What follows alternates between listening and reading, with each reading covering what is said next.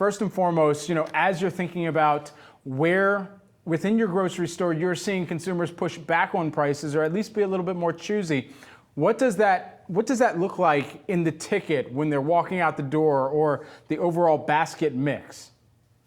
Basically, what it is, Brad, is the simple way customers are putting one less item in their shopping cart right now. They feel the pinch. I feel it for you. We're not price gouging like you've heard all these things. These are honest. We buy a lot of local stuff. These apples that are behind me right now, these are friends of ours and been suppliers for years. Their labor costs have gone up to produce apples right now. So, there's no price gouging going on at all in the market out there. I think customers can look forward to some pretty steady seas out in front of them going through the holidays right now. You had mentioned, of course, where there's impact to oranges, but I want to come back to the eggs for a hot second here because that was the major increase that we had seen, one of the major increases that we had seen in this most recent report. And we know most eggs, they come from many of the heartland states and typically exported from there. What specifically do you think is driving some of that price jump? Well, first of all, we've had this avian influenza. I always get mixed up because the farmers I talk to say AI. I keep thinking it's AI as in computers, but it's the bird flu that has hit us in the last couple of years. It's affected the crops anywhere from 5 to 10%, and there's hundreds of millions of birds across the country right now. It's no threat to the consumer safety-wise. If they notice this flu, it's almost like COVID happening to the birds.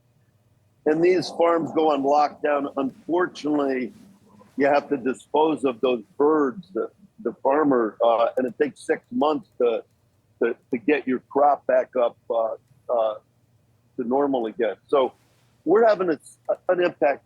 I guess, Brad, the way to look at it is, look, all my life I've been in this retail business with our family over 50 years.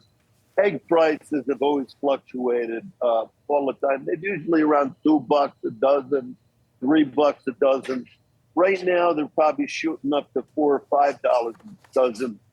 But it's the best value you can get for protein that's out there, better than chicken or turkey or anything else. So I love eggs. When the prices bumped up $1 or $2 a dozen temporarily until they get through the bird flu, but after that you can see them settle down again. All right, that's the same sentence that I tell to the people at the bodega every morning when I get my sandwich. I love eggs. Here, just lastly, what tips do you have for consumers to save money at the grocery store? Well, look, first of all, we're putting more items on sale every week, and we see a lot more people shopping. Probably when we would put, say, ground beef on sale at $2.99 a pound or something, we've seen when we do that now, sales go up like 20 to 30% on that item.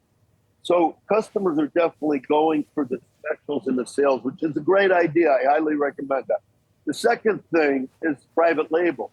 We've noticed a lot of our own private label, instead of going with them, just using orange juice, but instead of going with Tropicana, if you can buy Stu Leonard's, you're going to save 20 to 30 cents for orange juice. So